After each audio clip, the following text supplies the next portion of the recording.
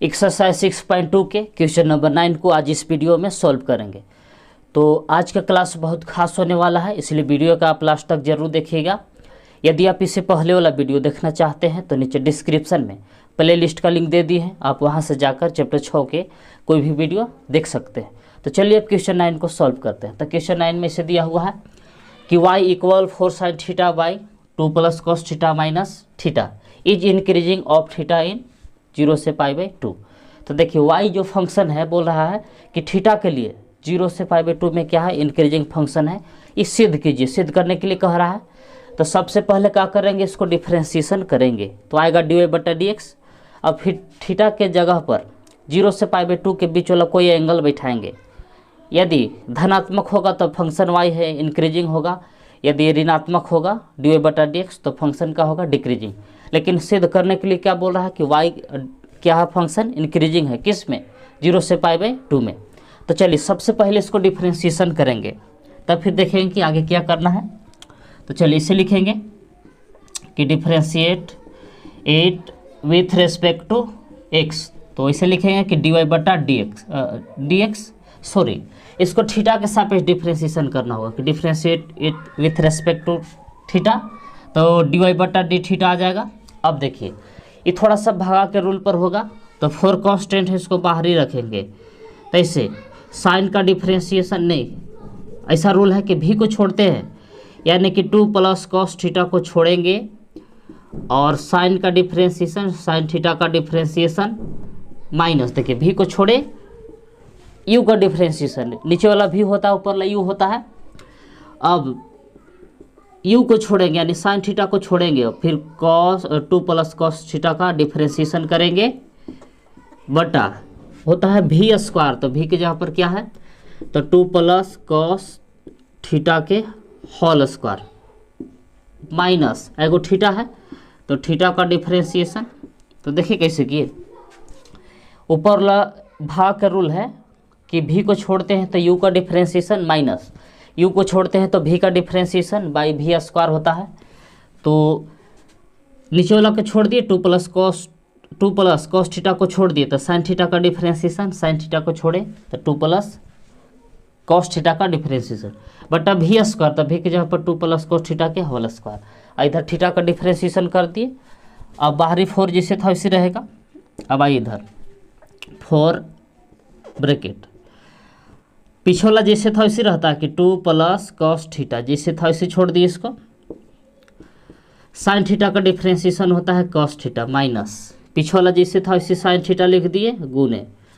अब दो संख्या है, किसी भी संख्या का डिफ्रेंशिएशन 0 होता है और कॉस थीटा का डिफ्रेंशिएशन माइनस साइन थीटा बटा जैसे था वैसे नीचे वाला कि 2 प्लस कॉस थीटा के होल स्क्वायर और माइनस डी थीटा का डिफ्रेंशिएशन हो जाएगा 1। अब इसके बाद देखिए 4 जैसे था वैसे बाहर वाला।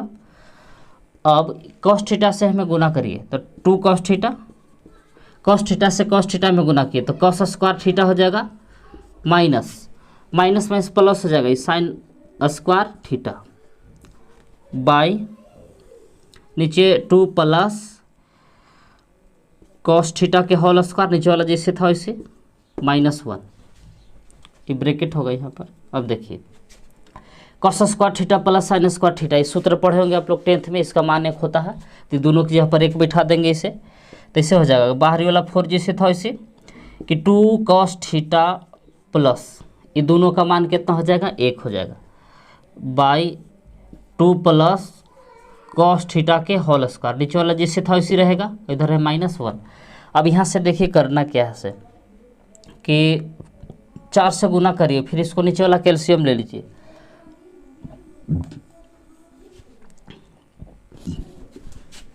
तो ऊपर 4 से गुना कर रहे हैं, अब एलसीएम भी ले रहे हैं।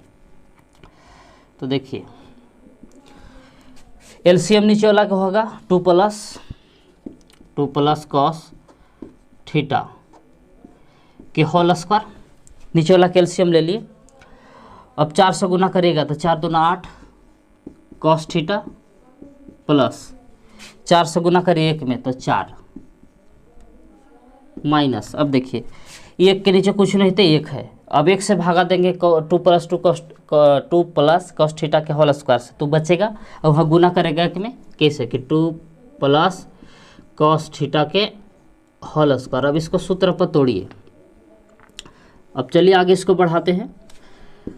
तो 8 कॉस थीटा जैसे था वैसे प्लस 4 माइनस इसके प्लस बी के होल स्क्वायर पर तोड़िए और माइनस से भी गुना कर रहे हैं, तो ऐसे ए स्क्वायर यानी कि 2 के स्क्वायर प्लस थोड़ा सा माइनस रोक ले रहे हैं, ए स्क्वायर प्लस 2 ए की जगह पर 2 बी की जगह पर cos theta plus b square यानी कि cos square theta.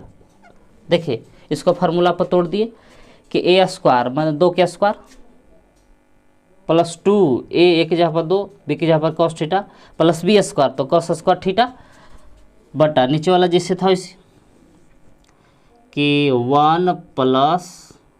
2 plus cos theta का होल स्क्वायर नीचे वाला जैसे था वैसे। अब आइए इधर थोड़ा सा इक्वल 8 कॉस थीटा जैसे था वैसे प्लस 4। अब हमें देखिए माइनस से गुना करें तो 2 के स्क्वायर 4 माइनस 4 हो जाएगा, ये माइनस से गुना किए तो 2 दूना 4 कॉस थीटा माइनस उसमें भी गुना किए तो माइनस कॉस स्क्वायर थीटा बटा में देखिए क्या बचल है तो 2 प्लस कॉस थीटा के होल स्क्वायर का किए तो सब में माइनस से गुना कर दिए। अब देखिए ये 4 से 4 घट के हो जाएगा 0। 8 कॉस थीटा में से 4 कॉस थीटा घटाएगा तो 4 कॉस थीटा बचेगा, तो बच का गया उधर तो 4 कॉस थीटा और माइनस उधर है cos square theta by 2 plus cos theta के होल स्क्वायर। ये क्या आयल है तो डी वाई बटा डी थीटा आयल है। तो अब करना कुछ नहीं है कि जहाँ थीटा है थीटा का मान का रखेंगे तो 0 से π/2 के बीच वाला कोई एक एंगल बैठाएंगे।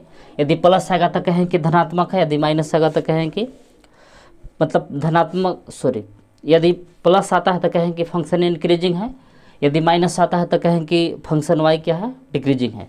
तो चलिए वीडियो को रोक के आप लोग इसको इतना नोट कीजिए, तब हम आगे और बता रहे हैं। तो देखिए इतना पीछे आया था, तो चलिए अब आगे इसको हल करते हैं।